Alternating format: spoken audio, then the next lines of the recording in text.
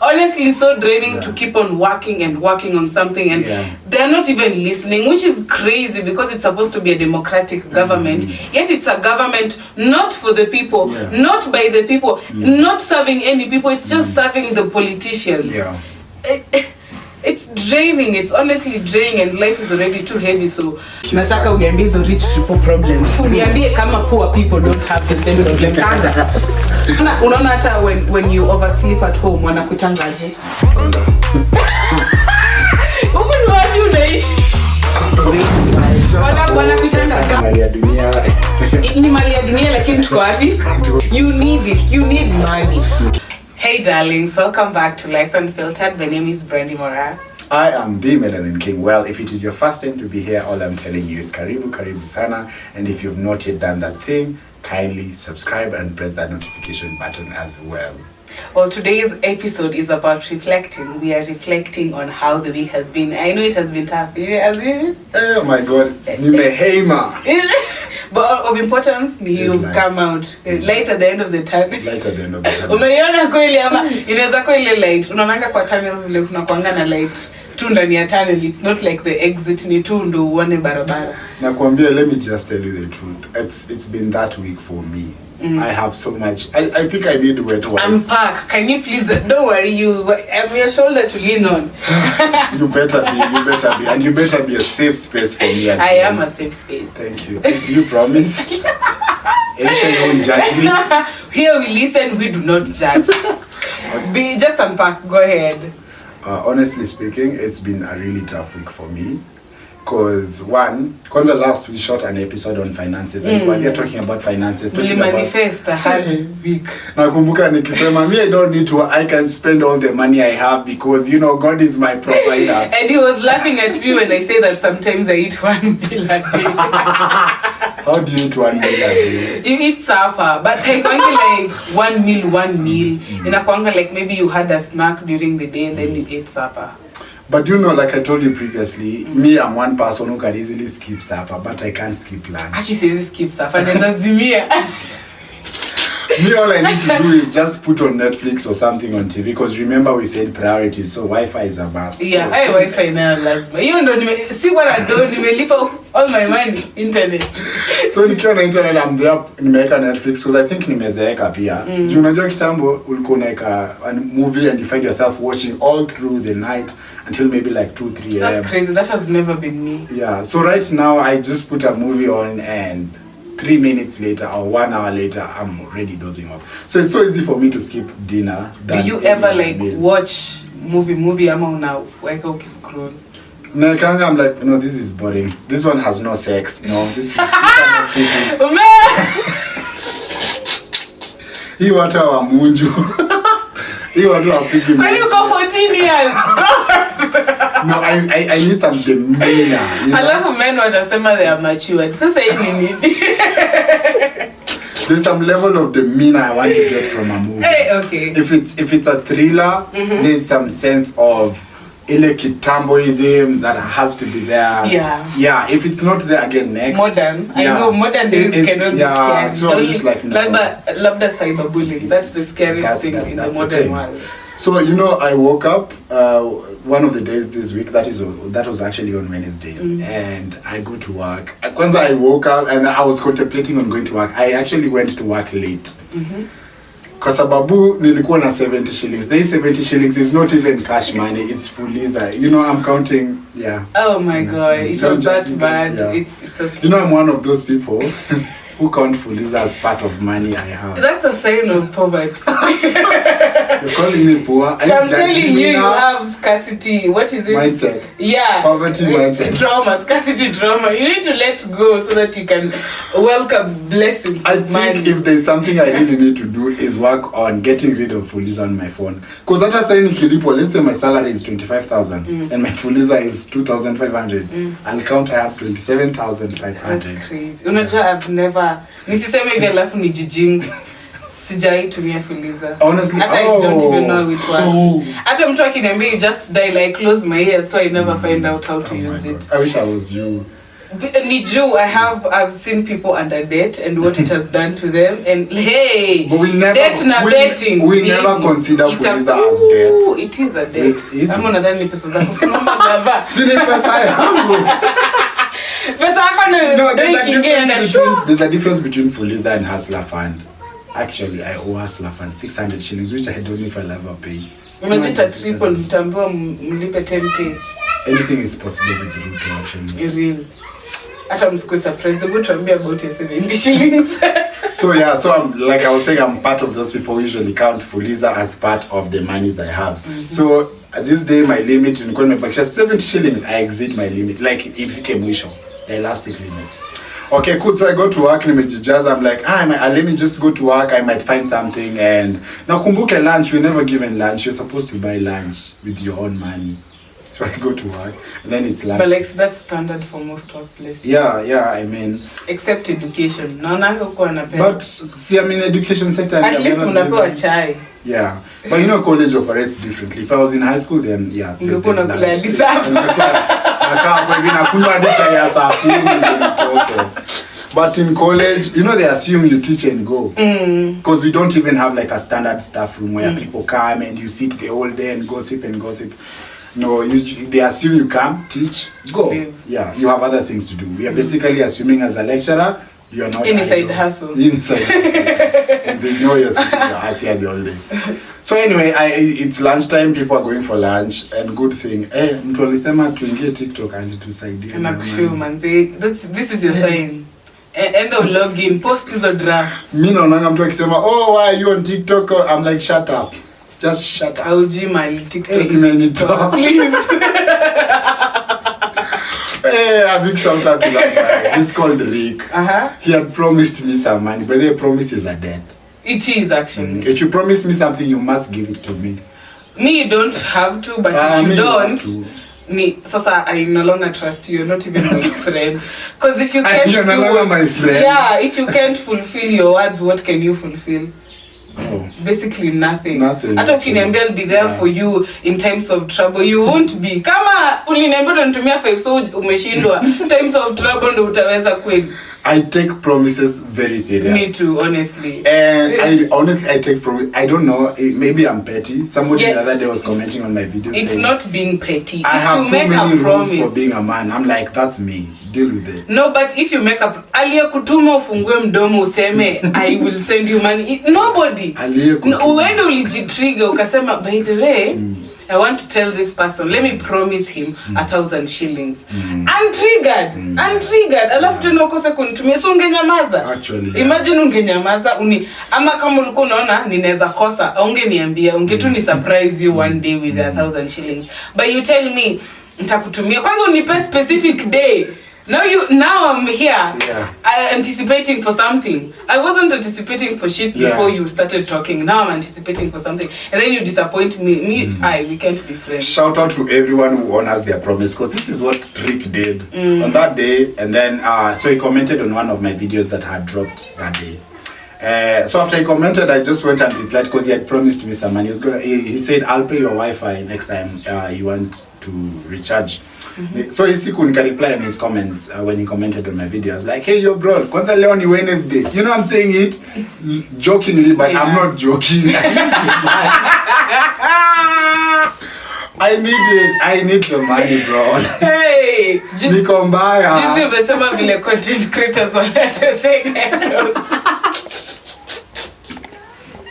Why are you exposing me? Are you talking about me? Okay. Kwanza vile nilisema hadi wengine wako na fare waliomba fare waende interviews and then wakafanywa ufala. Honestly, wakufanya poa. Jumi, vile nilijituma. Story for another day.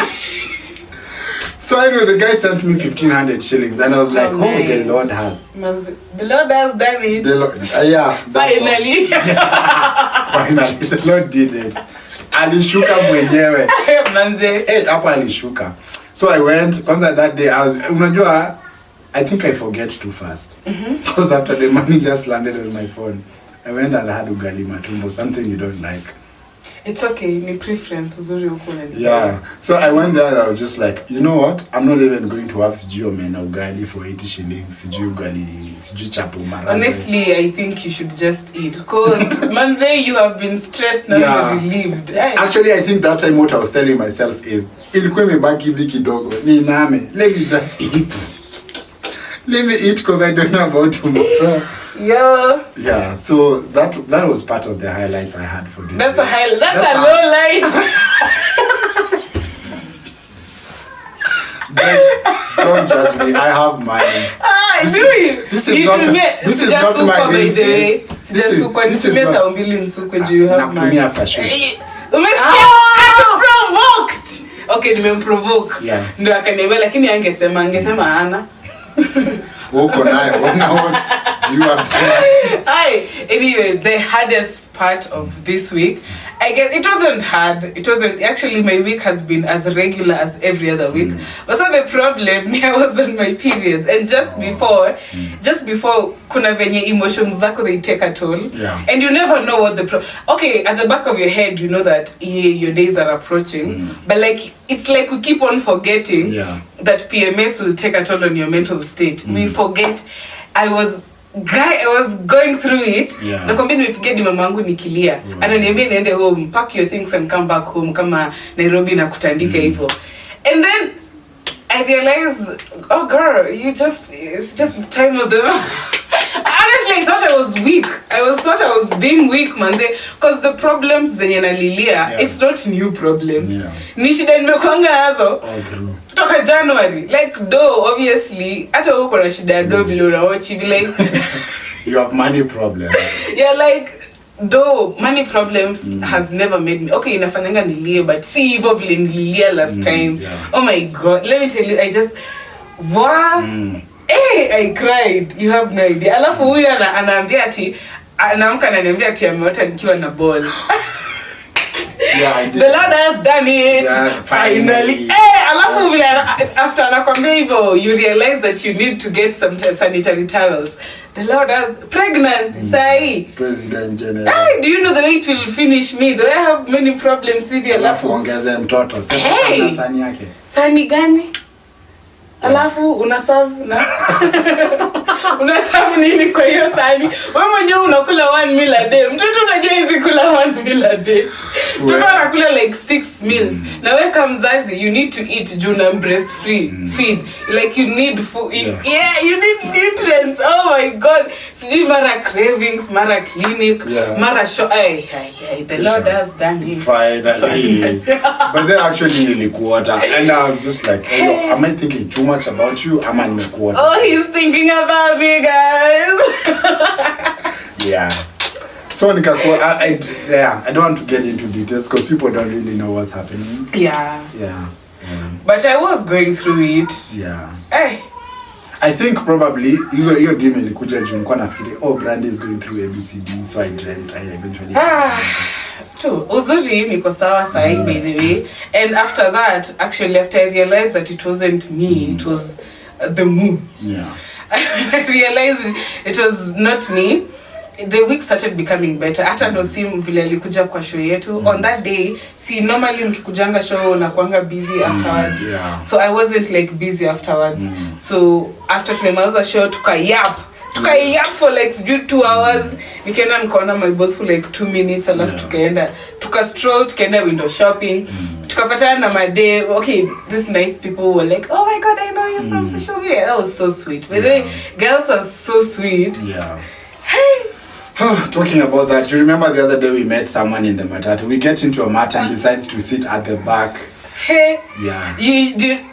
I remember the way we all felt awkward. We didn't tell Karanja. Oh yeah, this is a new story. So we met this girl, tuliingia kwa mat mimi, Thogo na Melanin, tukaingia kwa mat, so unajua sini hapa tumepiga story. We find this other girl, Melanin engages with a girl and she's a yapper. So if you're a yapper, we are all yappers. In the club, we all fam.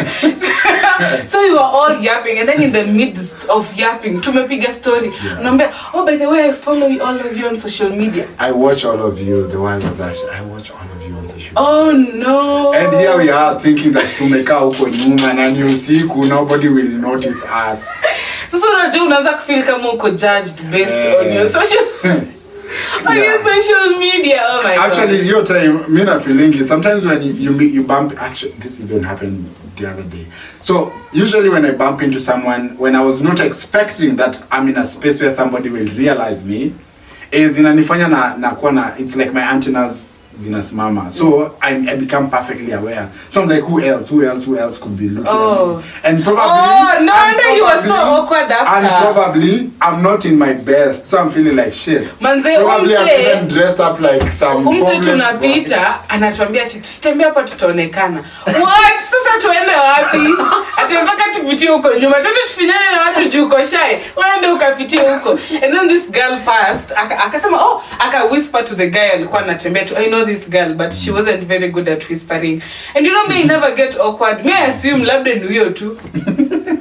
Labda ni huyo tu ananijua. Cause hao wengine mbona waniangalia. So me, I'm never worried. Na hata kama unanijua. See, I knew what I was doing nikiingia social media. Another highlight of the week, I actually visited Billy, and then as I was coming back to town, ilikuwa around saa 4, nikasema saa 4 sidhani kama nitafika kwangu nipike. So I decided to up River Road, there's a fish and chips. So I go in there and then buy my chips and chicken, quarter chicken with no soda, poverty. At least we order chicken. We gonna nichukue chips na tomatoes. Walianza kuuza tomato sauce lini? Guy, tomato ni kitu ya kutu. Ni wizi. Condiment. Mnatuzia tu na hata iko ingi enough. Ako kasashe. Guy, it won't even help you. It will help you like with 5 pieces of chips. Alafu wamejaza pilipili everywhere. Na that diluted thing inakwanga bloaters joingi ni vinegar. Ni vinegar kweli? Yeah, usually it's vinegar, right? Yeah, I think it's vinegar. Vinegar inakwanga na sukari. If not, then it's syrup. Let's assume it's syrup for pancakes, but they decide they're like, oh, you can help yourself with the fries. Yeah. So I go in there and then but it can't be syrup. It can be syrup, yeah. Thickness, yeah. So I get the fries, I buy the fries, and then meka good. See, I'm eating my fries. Yeah. So unbothered, very okay. People come in, they're buying, they're going. And it's me naendelea kula fries zangu. So then there are 2 ladies who come next. They come sit next to me. Oh my God, they're gonna watch this.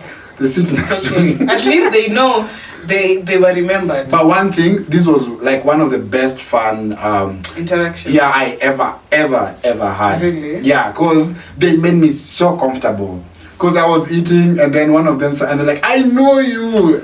I'm like, oh, okay, you know me. Now I have to be cautious about the way I eat. Ati inabidi hadi nibakishe chipo. Can you bakishe? Ati ndo asione ni. But who am I? Who am I? Because kanisha ine haraka haraka when they're not looking at me. But anyway, that was not awesome. I'm spilling your please number your clip. No, lakini nilikula tu ile nakulanga. Usually I have decorum when I'm eating. Unakulanga nene. Nilikula nikakula and then but they were there the whole time talking to me as I am eating and they're like, oh, we really love your content, it's so relatable, don't worry. Alafu mwingine anamwambia, you know, this guy was eating fries akiangalia chini, like literally didn't want to look at people's faces. But that was not the thing. Me, I was focusing on my food. Sio tulikuwa naogopa watu wataniona or something like that. I don't think kuna mtu anakulanga tu akiwa hivi. So you think I was hiding myself? If not, you have a very weird eating habit. Because tell me to eat and just look like you have to be conscious of your surroundings. No, me, I'm just eating, get done and then leave. You don't even raise your head? No.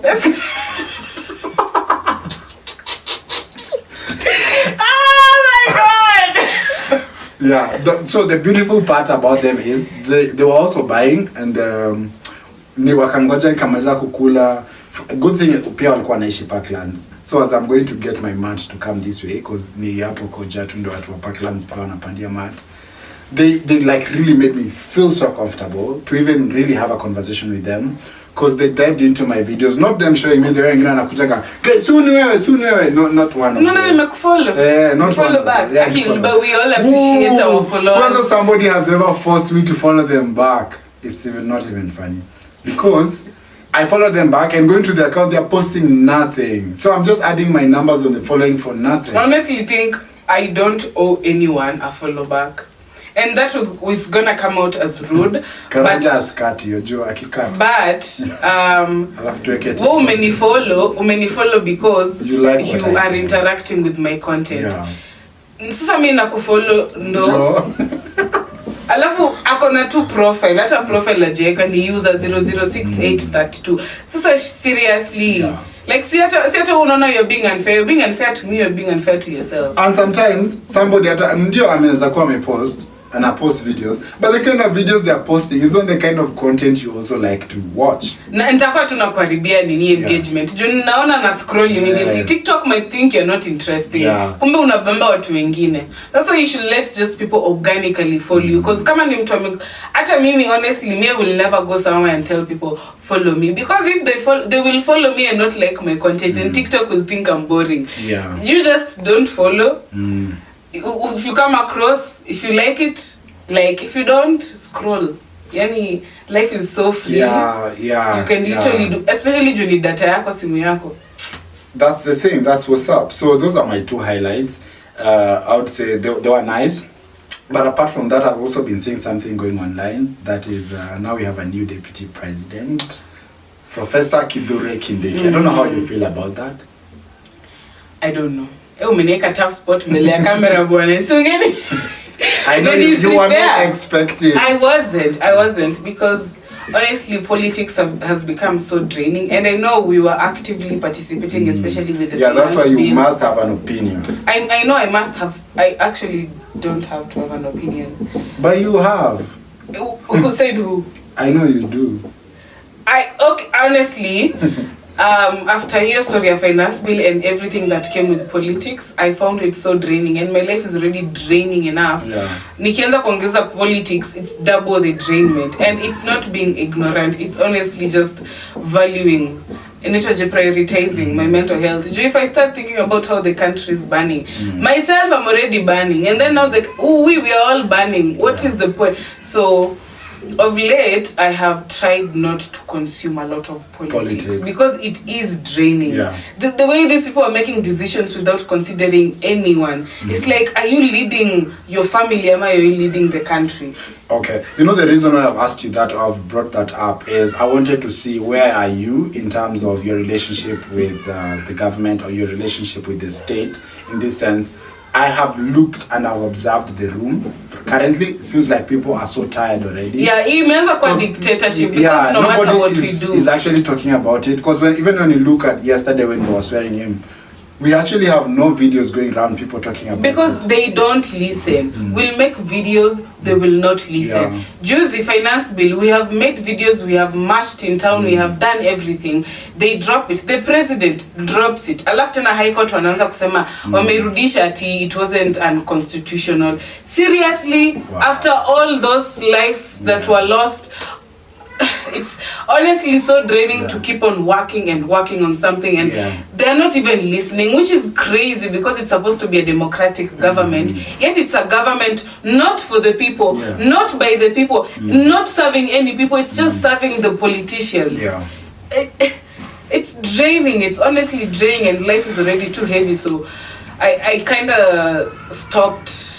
I am aware of the political situation, but I try not to think about it because it is very depressing. I can clearly see that on your face, because that when you may change the minute I brought it up, and I don't think we could take it further from there. Let it rest there. So let them do what they want to do.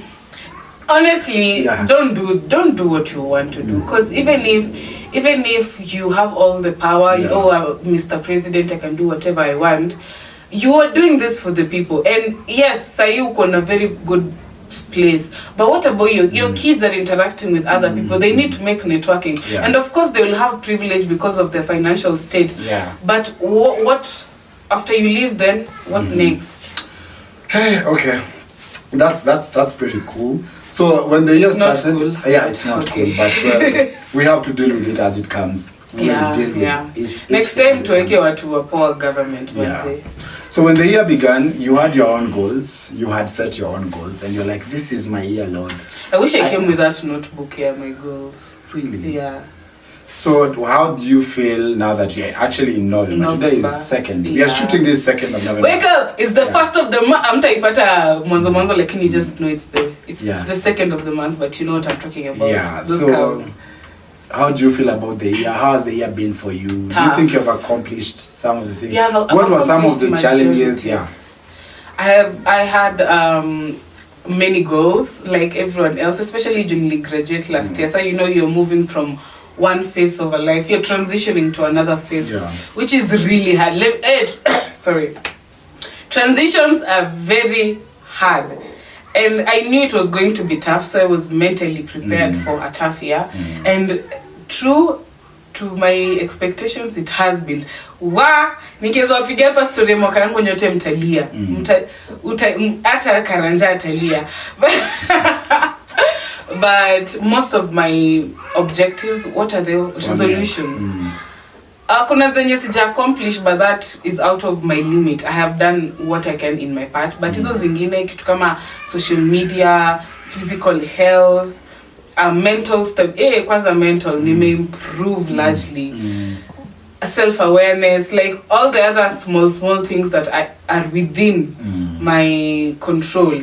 Nime achieve most of them. Oh, nice. Kwanza na social media, nime grow. Like the numbers has it grown? Okay, wait, last year nearly all of a sudden like from 6k to like 30k, it was just blink. That's so now nimesonga kutoka 30 to 49.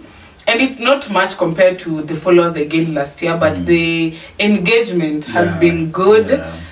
Like unajua naonanga watu wako na followers wengi but hawajulikani.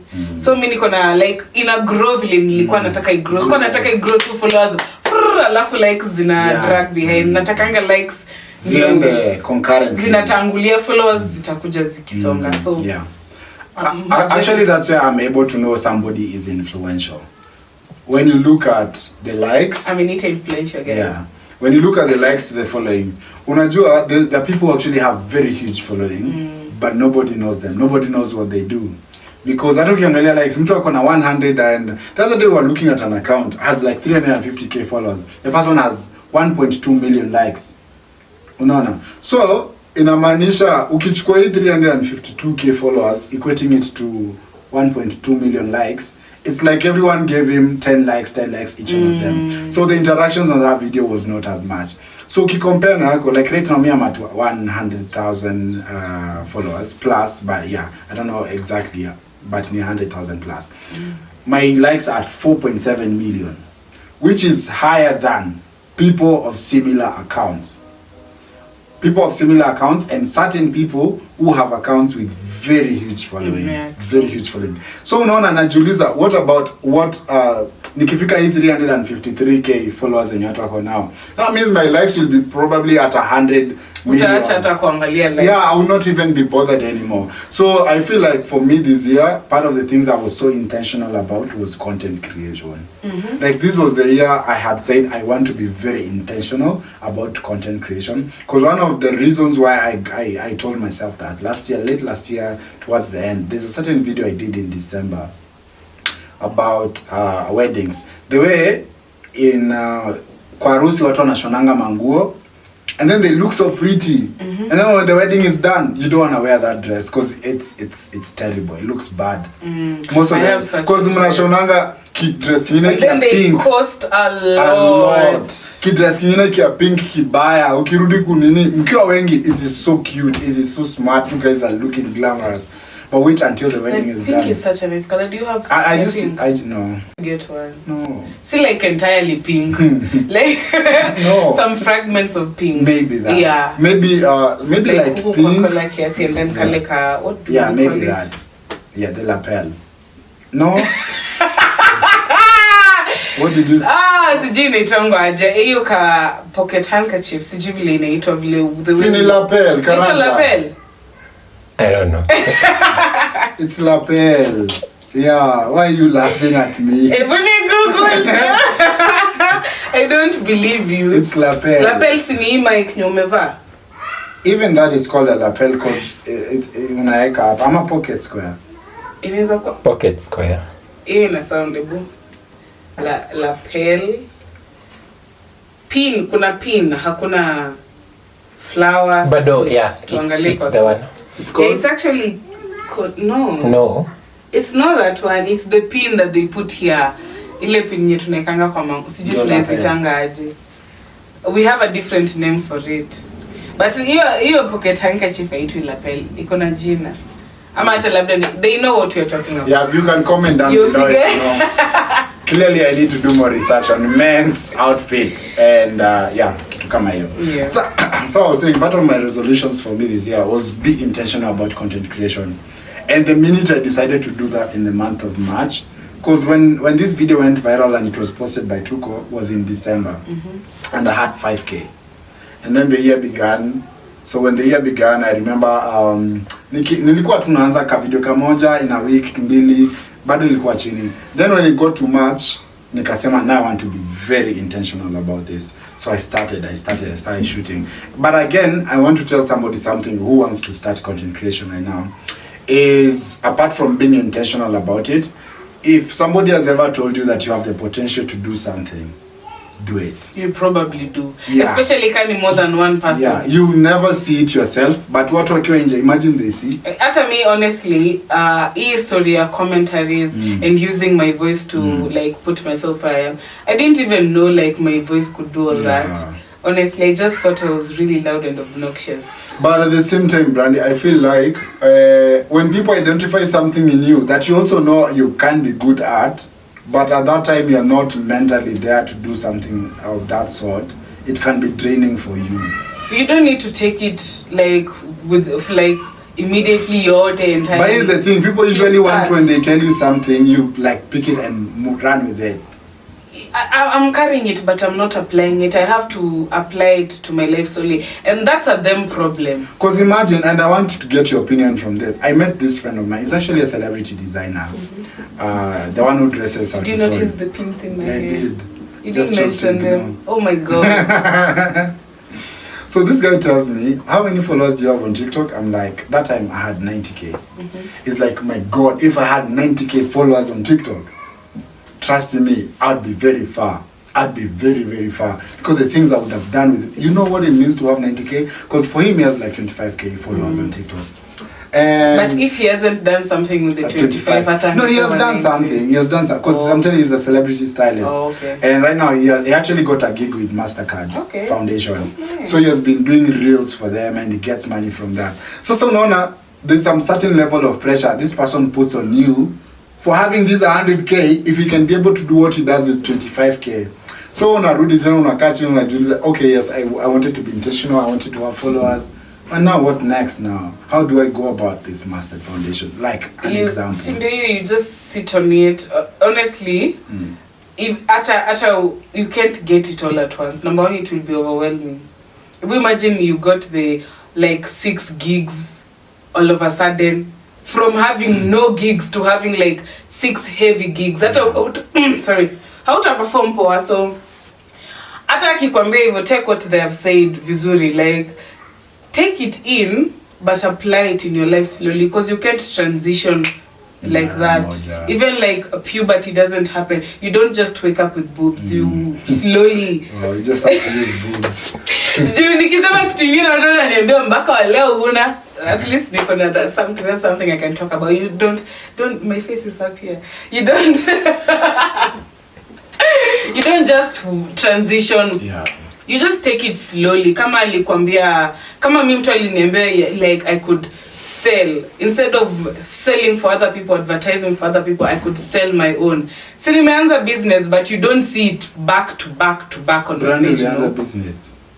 This nigga. Karanja, unajua alianza business? Yeah, I do. Hey, it's okay. Ni sawa. Anyway, I do have a shoe business. Okay, I know about shoes, but I didn't know the shoe was your business. It is my business. So yes. All this time I've been thinking you are probably advertising for someone. No, I'm advertising for myself. CEO. Period. But sasa I can't just wake up and number one, capital ya kwanza biza ikuangi 2 shillings. I small monies. So I won't just wake up tomorrow and I have a business, and you have to think about the business. But again, people usually say these days, you don't need capital to start business. All you need is a phone. Walk into that shop that sells shoes at wholesale, take pictures of it or do videos, talk to the owner and be like, can I take videos and help sell online? So you can come uko na hizi viatu but hauna mtu anatuma dondo unaenda unachukua unampelekea. That's how you start. I know it's not easy. That's also an idea, but me sipendi anxiety. So I do it the less anxious way by getting the product. Ndio mtu akiitisha isema anataka kesho, I will go get it kesho. But I feel like hiyo idea pia ni poa. Hiyo yani ni poa. Sababu what if you go buy shoes?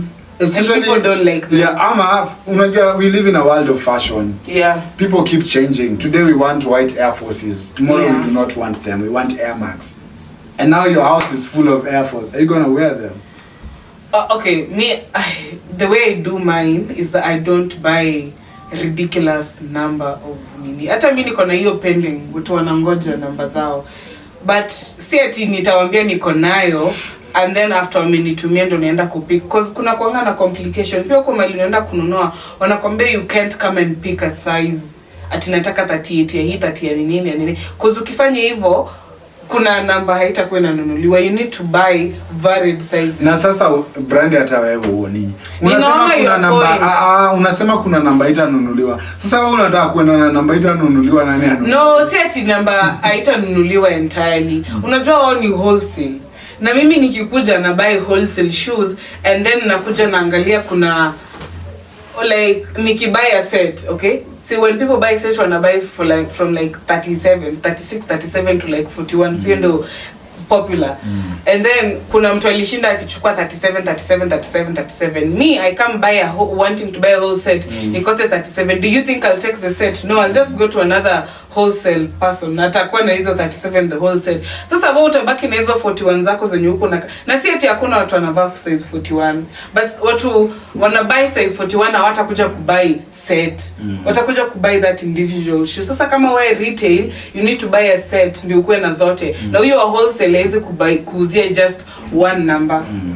Okay, I get it now. So uki promise mtu that when nitumie huyu akwambie navaa 37, 38, 37, unajua wholesale utakatazwa kuchukua hivyo.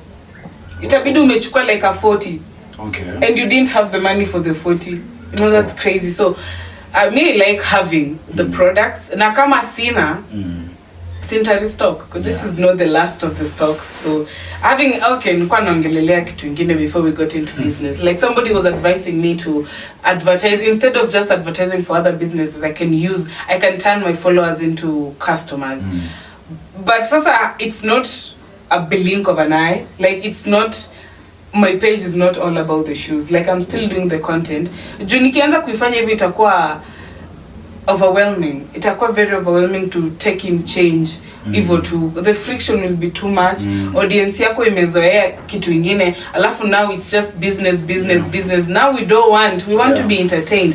Yes, we want to buy your shoes. We do love your shoes, we want them, but we also want entertainment.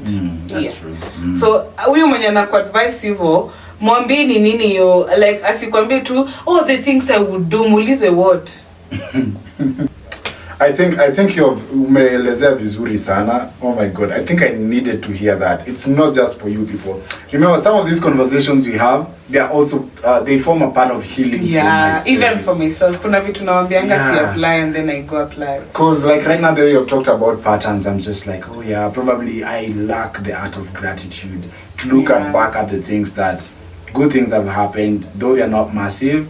But I should look back at that and be like, if that happened, if I there's a possibility. Especially if it looked attainable. Kuna time hiyo goal yenye sahi unaita ndogo, it looked attainable. Yeah. And then now that you have attained it, it's suddenly it's small. Ni ile tu, unajua we are human, and there are times you become wary. Yeah, you become wary and you ask yourself, at what point do I get the breakthrough? At what point do I tell myself that it's okay, it's fine that I'm going through this and it's gonna get better? And let me tell you something, Brandy. Usually when you're in that situation, it's usually so heavy. Ile yenye unaangalia hivi, it's just you. It looks like every door has been locked. My God. I know, you're between a rock and a hard space, but honestly, hata me, kwanza sahi, this is a very challenging moment in my life. But me wangalia two patterns and I'm like, I have been in a very challenge. Okay, then when I look at it now, it looks like a small challenge. But when I was in that situation, it looked like my whole world was crumbling. And do you know what's the saddest thing also? Is people will tell you, let me know what is disturbing you. I can come through for you. But here's the thing. The minute you decide to open your mouth to tell them, they run away. Not even run away. They will like make it look as if you're not doing enough to help yourself. People are never there for you when you really want them to be there for you. When they promised you, they will actually be there for you. Like just don't be relying on people. Yeah, I know that part. I know that part of not relying on people. But if you decide, unajua inamaanisha then you're putting up. Especially if they promise. Yeah, if you know that means you're putting up a face where you want people to know you're okay, you're doing, because you're not letting them know. You need to change your friends. You know, you need to change your friends. If your friends know what you wanna promise to do something for you and then they disappear or don't wanna do it, they make you feel like a burden after telling you, if ever this happens, reach out. And then when you reach out, then again, I've been in a situation Kayo last year and that was my only friend. But then again I realized ukishikilia like nikishikilia hivi, my hands are busy. If you want to give me something good, I won't be able to carry it. I need to drop. So that's what I said. I know you have no other friends, but if you keep investing your time and everything to these friends, you'll never get the other friends. So I just love the illustration. You just keep reminding me, because my mom says the same thing. God wants to bless you, but your hands are full. Yeah, you need to drop. You need to, because unakuwekea wapi and your hands are full. And that's how I talk to myself. Ndio maana siku hizi niko happy. I talk to myself that unajielezea Brandy. Najua umejam. Najua sahi auone kama utamake. I know, trust me, I am you, I understand. But look at it from this other perspective. So najibembeleza tu juu. Actually, Saizi, I would say, unaona vile umesema I need to have a change of my friends. I've had that now. Kwanza, I had a whole reflection after the launch. Because, there are friends who like literally decided to let me down completely. And that's okay. And where it was not okay is I felt like these were my friends, but they did not even bother to communicate. Yeah. I'm not saying they should have come and given me money. No. They should. And up to today. Never. Ever. And this is gonna sound petty, but if something is gonna lead me to healing, I'm gonna do it. So I sat down, deleted their contacts. As you should. I did. Went on my TikTok and followed each one of them. Me even block. Your friend Millie cut off. I even blocked Joanna. Mimi ni softy, easy to convince. So especially with friends, kwanza female friends, unajua, oh my god, ladies, we have a tongue. So I knew she had the capability of dragging me back in. So I just blocked her everywhere. Hata mimi nikitaka kutafuta I can't. It gave me so much peace because when nilikuwa napata na delete, so I'm like, this one I can never ever rely on them. Like, because clearly it means you don't care about how I would have felt, how I felt. And what if you're the only person I'd invited? Does that mean ulikuwa umeniacha nibaki kwa restaurant peke yangu ama kwa hall peke yangu? So you're basically not someone I can rely on. So that was something also for me, like it was a highlight, it's part of my highlights. Because taking that step to delete each of their contacts. Go on Instagram and I unfollowed.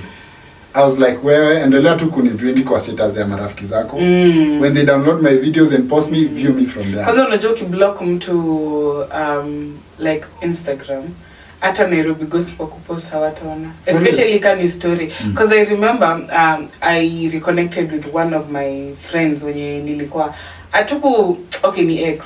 Nilimblock juni ex. I needed to heal and I needed your absence so that I can feel better. But sasa as time went by, like 2 years, honestly 2 years. Yeah. So after 2 years of tukaanza kuongea casually and I realized I was over it. So after a mini text, I'm feeling that I'm like, damn, kumbe healing is true. So this one time nimepost on Nairobi Gossip and then I'm telling them, oh my god, nimepost on Nairobi Gossip. Unza wapi? I'm like on their story. So akienda kuangalia kwa story haoni and I'm like, oh, I think I blocked you. Let me go and block. So then check again. but obviously anajua ulimblock cause ni ex. And mimi I don't believe in healing while we are still friends. Apana. Yeah, so let people do what they have to do to help them heal. If cutting you off will help them heal, don't call it petty. Because, you know, I was telling Belden the same thing. And for him, it's like, no, I can't delete those people. I want them to be on my status to view. And if they didn't get bothered enough to... No, unajua not showing up is one thing, but kuna continual communication. Yeah. And if you fumbled, you didn't communicate before ama during the event. After, they still haven't. Uyo ni mtu hana no concern whatsoever. I'm not in the list whatsoever. Hata ukimwachia status aone umefungua foundation, they don't care. So just remove them out. Because they're not adding anything positive to your life, honestly. Oh my God. And for us, especially us, if you want the attention, you have the attention of 100k people. You don't need the attention, especially if they're not reliable. Yeah, and I think, the way you're saying it, I have 100,000 people I can talk to. People I can, if I send them a DM today, they'll be excited to see me sending them a text. And you're making why am I forcing? Why am I forcing myself to communicate with you? Leave alone like our fans and followers. Like the other friends who have showed signs and initiatives of wanting to be close with you. So mbona mimi nishinde tu hapa nikingangania because we've known each other for 5 years. Tumefika mali tulitoka, tumefika sasa tushuke kila mtu aende direction yake. Me honestly, I easily let go. Well, if you're still watching after this if you're still crazy, because I know they are. Oh, they are actually watching. But kumaliza YouTube show. Okay, for people like you who watch YouTube all the time, it makes sense. But watu sisi wenye tu engage in TikTok, sisi tunataka 15 seconds. Umesema everything. Umalize kila kitu 15 seconds. If you have not yet subscribed, guys, you are a hater. You should press that subscribe button. Imagine it doesn't cost you a thing. Are we not entertaining enough? We are. Are we not? I believe. Musi niambie, but usijibu hiyo swali juu kijibu hiyo swali mimi nakublock. Block on the YouTube, block on the Insta, block on the uningeni nimebaki TikTok. WhatsApp and Threads. Uko Threads? Hiyo ni peer pressure manzi. No, I'm on Threads. Mnaenda kudu. Threads mnafanyanga nini whatever you post on Instagram inajipost automatically on Threads. So it's Threads. Just the same app. Yeah, it's the same app. Nilijua tu peer pressure. Really? Juu sasa mbona why am I seeing the same content? Actually, I love Threads. Let me tell you, I love me. I'm actively using all social media platforms. Including Twitter. Yeah. This is the reason why I love Threads. I love Threads because it's not more of pictures. Usually it's people, it's a community. I tend to believe it's actually a community where people come and talk their emotions. Because when you go through Threads, mostly it's somebody talking about a feeling they're in, an emotion, a suffering they're going through, something basically X. But X is toxic. Here people are gonna comment in a way that they sympathize, they empathize with That's you. because watu wa X hawajojoin. Hata kuna time TikTok ilikuwa safe space until COVID hit, and then everyone joined. Safe space. Everyone joined TikTok. Now you can't even. But TikTok is used to be so fun. But it used to be a safe space for most. Like mimi nilikuwa napenda TikTok sana juu negativity yote unaenda kuona nini haikuwa. TikTok ungefanya anything ridiculous, bora uko entertaining ama funny, we love it. We don't even care about your aesthetics. Wacha tu COVID ifanye watu kila mtu join TikTok. Unaweza post with the perfect aesthetics, mtu ata notice kale kakitoka. It's about the people. But I feel like TikTok has also changed a bit right now currently. How so? I don't know, maybe it's the feed I get, maybe what I subscribed to. Because most of what I see on my page, on my feed, is things I don't mind watching. I no longer see weird. Yeah. But even the algorithm inakwanga since that's how TikTok has been since time immemorial. For real? Yeah. I never come. The money network for you page. I never come across those drama whatever things. Did you used to like them? No. Okay. So unaona wamekufixia algorithm. Yeah, also unaona like my feed will never unaona the content that the people usually like about the kienyeji stuff that thing never appears on my feed. Mimi kuna yenye napendanga. Kuna dewe even akina Mama Chile, kwa video yangu. they never used to appear on my feed. Kuna wenye naonanga hilarious, honestly now. But I actually heard that in the US they're going to ban TikTok. They've been threatening since 20. But right now I hear it's official. It's gonna be. Sinijua amekataa kuuza shares China. Lakini that's so selfish. Oh, uzuri si Africa tutakuwa nayo so. Finally. US wafungiwe. Sorry guys, we love you but China loves us. Talk to your president bwana. Hata sisi tuko na shida zetu. Tuwezi waombea. Hiyo ni makelele mbele za Mungu. Lord, anyway. Kufunga show tumeongea sana. Well, it was necessary. Anything we have said was necessary and it was about we let it out. It was about time we let it out. Yeah. What an amazing show we had. It has been. Thank you so much. Me and Madam. We all should thank each other for having an amazing show.